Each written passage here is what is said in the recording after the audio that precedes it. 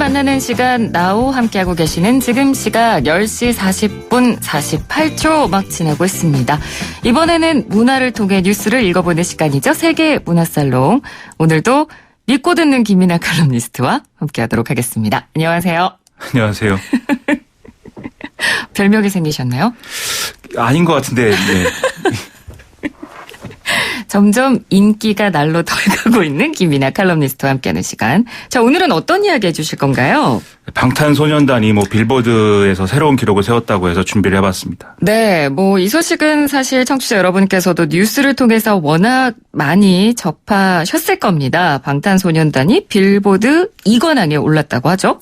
그렇습니다. 방탄소년단이 현지 시간 1일에 미국 라스베이거스에서 열린 2019 빌보드 뮤직 어워즈에서 톱 듀오 그룹 부문상하고 톱 소셜 아티스트 부문상을 다 이제 수상을 했다는 건데요. 네. 방탄소년단이 수상자로 호명되는 순간에 객석에서 뜨거운 환호와 갈채가 막 쏟아져서 그야말로 인기가 실감이 되는 그런 순간이 됐습니다. 네.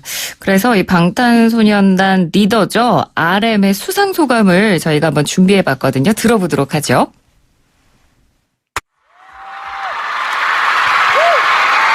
Thank you, Army!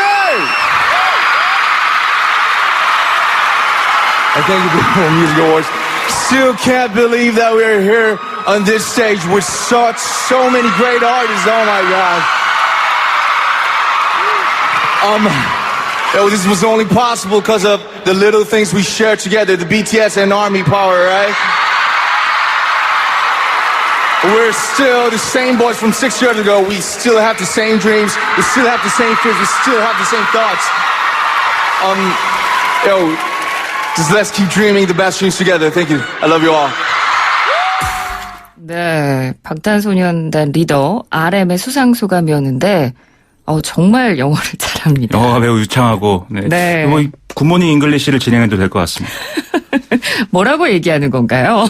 일단 그 현장에 있는 본인들의 팬클럽인 아미에 대해서 좋은 얘기를 한 것 같고요. 네. 그다음에 자신들은 6년 전과 같이 이제 소년들이고 여전히 그리고 또 그때와 같은 생각을 하고 또 같은 꿈을 꾸고 있다. 이런 얘기를 하고 있습니다. 네. 방탄소년단이 3년 연속 탑 소셜 아티스트 부문 수상을 했었는데 이번에 탑 듀오 그룹 부문상도 받게 된 겁니다. 근데 이 각각의 상이 어떤 의미를 갖고 있나요?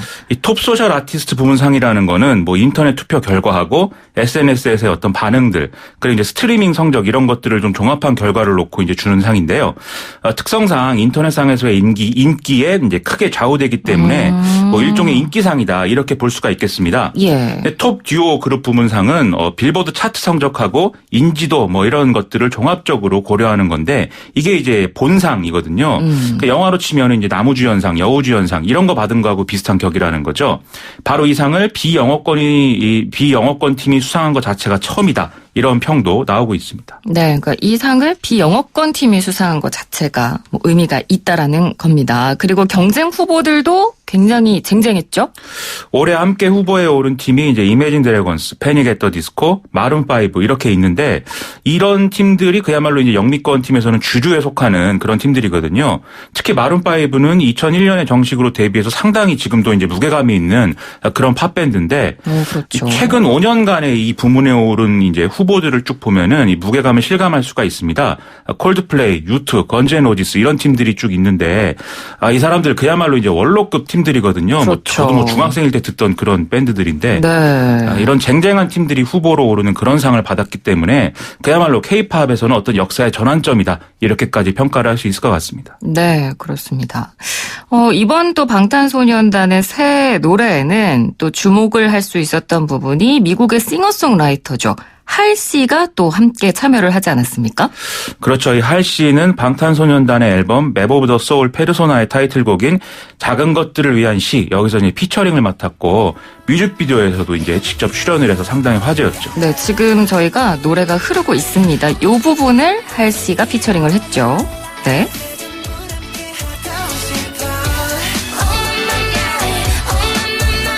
이 할씨는 본인도 지난해 빌보드 싱글 차트 1위를 기록한 이제 상당히 이제 주목을 받는 싱어송라이터인데요. 이번에 시상식에서도 방탄소년단하고 함께 무대에 올라서 이렇게 공연을 펼쳐서 좋은 반응들을 이끌어냈습니다. 예. 이 할 씨는 본인도 실제로 방탄소년단의 팬이다라고 하고 있는데요.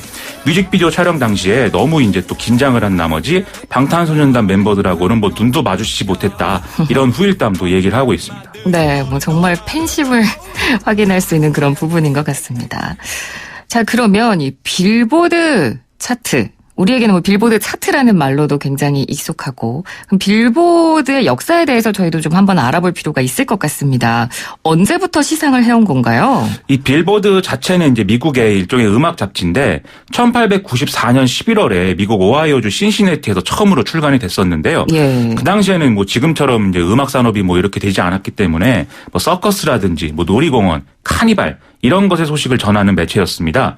그런데 이제 대중매체가 이제 1920년대부터 뭐 TV와 라디오 이런 것들로 급격하게 발전이 이루어지다 보니까 이때부터는 라디오 프로그램 관련 보도를 이제 싣기 시작했고 1930년대에 주크박스가 보급이 되면서 이제 음악 차트를 발표하기 시작했다는 거죠. 네. 이 주크박스라는 거는 뭐 지금은 좀 찾아보기 어려운데 동전을 넣으면 내부에 이제 내장되어 있는 레코드를 재생해주는 이런 기계 아니겠습니까? 그렇죠. 그래서 이 재생 횟수라든지 이런 것들을 집계가 가능하게 됐기 때문에 이제 차트를 만들기 시작한 건데요. 1960년대에 들어서면 빌보드가 이제 음악 산업을 전적으로 다루는 잡지로 변모하게 되고 이 1989년부터는 이 음악 산업을 대상으로 한 시상 이런 것들이 이제 하기 시작했던 겁니다. 네, 잡지에서 시작을 한 거군요. 그리고 또 빌보드 뮤직 어워드는 미국의 3대 음악 시상식이라고도 하죠? 그래미 어워즈, 아메리칸 뮤직 어워즈와 함께 3대 시상식으로 지금 불리고 있는데요. 네. 그래미의 경우에는 상대적으로 어떤 대중성 이런 것보다는 어떤 평단의 평가 이런 것들을 더 중점적으로 보고 있는 그런 이제 그 어워즈고 아메리칸 뮤직 어워즈의 경우에는 어떤 팬들의 직접 투표라든지 이런 대중성을 크게 평가하는 이런 성향을 보이고 있습니다. 네. 방탄소년단은 2018년 아메리칸 뮤직 어워즈에서도 페이버릿 소셜 아티스트상을 받은 바 있는데요. 올해 그래미에도 사실 방탄소년단은 시상자로 초청된 바가 있거든요. 이 3대 시상식 중에 그래미가 가장 비영어권 음악 및 가수에 대해서 배타적이다. 이런 평가가 지금 있기 때문에 이렇게 시상자로 초청된 것 자체도 방탄소년단으로서는 상당한 성과이다. 이렇게 우리가 볼 수가 있겠습니다. 네. 그런데 사실 빌보드 차트에 이름을 올린 한국 가수들이 방탄소년단 이전에도 몇 명 있지 않았습니까? 그렇습니다. 이 한국 그룹이 빌보드 차트 최초로 들어간 것은 2009년 10월에 이제 원더걸스의 노바디다 이렇게 볼 수가 있겠고요. 네. 이후에도 뭐 보아, 소녀시대, 2NE1, 태양, 엑소, K 이런 팀들도 이제 빌보드 차트 순위권에 진입을 한 일이 있습니다. 방탄소년단 이전에 가장 좋은 성적을 냈던 것은 아무래도 싸이의 강남스타일이라고 봐야 되겠는데요. 그렇죠. 그런데 여기까지는 뭔가 이제 주류 음악과는 좀 분리된 어떤 주변적인 좀 특이한 존재로서의 정체성 이런 것들을 벗어나지는 못한 상황이었다. 이렇게 볼 수가 있겠습니다. 하지만 방탄소년단은 지금 상황에서는 본격적으로 주류에 진입하는 데 성공한 이제 최초의 이제 한국 출신 팀이다. 이렇게 볼 수가 있는 그런 상황이 된 거죠. 네, 그러니까 방금 언급해 주신 이런 팀들은 사실 뭐 노래 한 곡 정도가 뭐 빌보드 차트에 이름을 올렸다가 사라지긴 했지만 방탄소년단은 계속해서 저희가 지금 이름과 그리고 그들의 음악을 이 차트에서 볼 수 있는 거거든요. 이 방탄소년단이 전통 있고 권위 있는 시상식들에서 이렇게 주목을 받게 된 비결 어디에 있을까요? 뭐 어떤 음악의 대중성이나 예술성 이런 것들이 다 좋은 평가를 받고 있다. 이 점도 이제 중요하겠는데요. 무엇보다도 인터넷에서 그야말로 열광적인 반응이 나오고 있다라는 점을 빼놓고 말할 수가 없을 것 같습니다. 네. 방탄소년단은 초창기부터 SNS를 통한 활동에 주력을 하면서 팬들하고 적극적으로 소통을 해왔는데요. 이것을 통해서 팬들이 어떤 단순한 소비자의 역할을 넘어서 이 방탄소년단과 일종의 운명 공동체라는 인식을 갖게 되면서 좀 위력을 발휘한 게 주요했던 것 같습니다. 다른 K-팝 아이돌 그룹도 물론 이제 팬덤이 있긴 한데 네. 주로 무게 중심이 국내에 있지 않습니까? 그렇죠. 그런데 이런 이제 SNS 활동 덕분에 방탄소년단의 팬클럽인 아미는 해외 팬들의 단결력이 또 상당한 수준이라는 것이죠. 이 덕분에 서구권의 어떤 주류 스타들도 방탄소년단의 팬이다라는 걸 공공연히 밝히면서 이런 현상들이 또 화제가 된 일도 지금까지 많았습니다. 네. 방탄소년단의 그간 활동에 뭔가 뭐랄까요? 세계 공통의 코드 같은 게 있다고 볼 수 있을 것 같아요. 그렇죠. 이게 한마디로 얘기하면 일종의 언더독 서사 이런 것들이 있다라고 제가 말씀드리고 싶은데요. 네. 아무래도 아이돌 스타라고 한다면은 꾸며진 상품으로서의 이미지가 좀 강한 게 사실 아니겠습니까? 그렇죠. 근데 방탄소년단은 앞서도 말씀드렸듯이 SNS 활동처럼 자신들만의 방식을 통해서 좀 진솔한 모습을 보여주기 위해서 노력을 했습니다. 이 방탄소년단은 뭐 처음부터 스타였던 게 아니라 초창기는 좀 어려운 시절을 겪기도 했거든요. 근데 그때부터 그런 상황들을 쭉 보여주면서 이런 어려운 상황 속에서도 좀 꿈을 이루기 위해서 노력을 하고 있다. 이런 좀 주체적인 진정성들을 표현하는 데 좀 주력했고 이런 감정들을 또 노랫말에 잘 실어서 음악으로 만드는 데도 좀 성공적인 이 성과를 낸 것이죠. 네. 바로 이런 것들이 세계 공통으로 젊은 세대들에게 공감을 얻었다. 이렇게 볼 수가 있겠는데요. 앞서의 팬들도 이 과정을 같이 하면서 함께 우리가 성장하고 뭐 성공했다. 이런 감정들을 좀 느끼는 것 같습니다. 네. 그리고 또 방탄소년단 하면 빼놓을 수 없었던 일이 바로 유엔에서 연설을 하게 됐던 거. 네. 이런 배경에도 아까 말씀해 주신 이런 요소들이 좀 작용했을 것 같습니다. 지난해 방탄소년단이 미국 뉴욕 유엔 본부에서 열린 유엔 아동기금 이 유니세프의 청년 어젠다 제네레이션 언리미티드를 발표한 행사에 가서 7분간 연설을 했죠. 네. 바로 이 연설 내용이 앞서 말씀드린 이런 스토리들하고 좀 맞닿아 있는 부분이 있습니다. 과거에 좌절을 겪었던 시기가 있었지만 방탄소년단 활동을 시작하고 또 여러 어려움을 겪으면서도 꿈을 포기하지 않았기 때문에 오늘날의 자신들이 있을 수가 있었다라는 그런 내용이거든요. 그렇기 때문에 우리가 다 자기 자신을 사랑하는 게 중요하다. 이렇게 얘기를 한 건데요.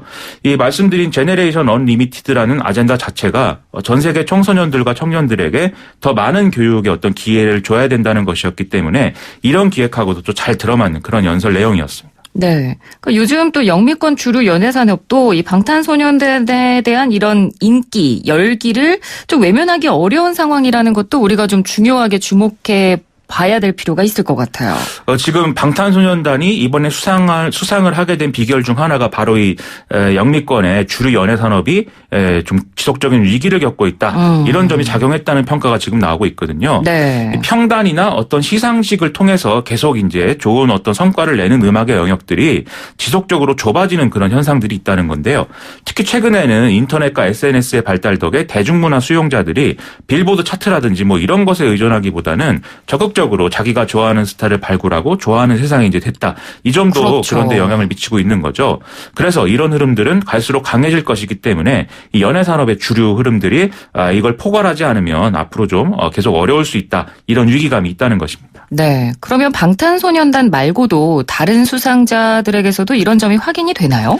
이번에 주목을 받고 있는 수상자들 중에는 캐나다 출신의 래퍼 드레이크나 또 여성 래퍼인 카디비라는 사람들이 있는데요. 네. 이 미국의 뉴욕타임스라든지 이런 언론들은 이 사람들은 이제 팝 입전령의 대표주자다. 이렇게 평가를 한 바도 있습니다. 그동안에 이제 정립되어 온 어떤 형식적 틀을 넘어서서 좀 더 파격적인 장르를 추구한다. 이런 평가인데요. 실제로 드레이크의 곡을 들어보면 힙합, R&B, 일렉트로니카 이런 것들이 다 섞여 있어서 굉장히 몽환적인 느낌을 주거든요. 그래서 이게 어떤 장르다 이렇게 딱 잘라서 말하기가 좀 어렵습니다. 즉 자신만의 어떤 방식을 추구해서 결국 지금 주류로부터 긍정적인 평가를 받게 됐다. 이런 공통점들이 이제 계속 확인이 되고 있는 이 셈이죠. 네, 알겠습니다. 오늘 말씀은 여기까지 들어야겠네요. 말씀 잘 들었습니다. 고맙습니다. 고맙습니다. 네, 지금까지 김민아 칼럼니스트와 함께했습니다.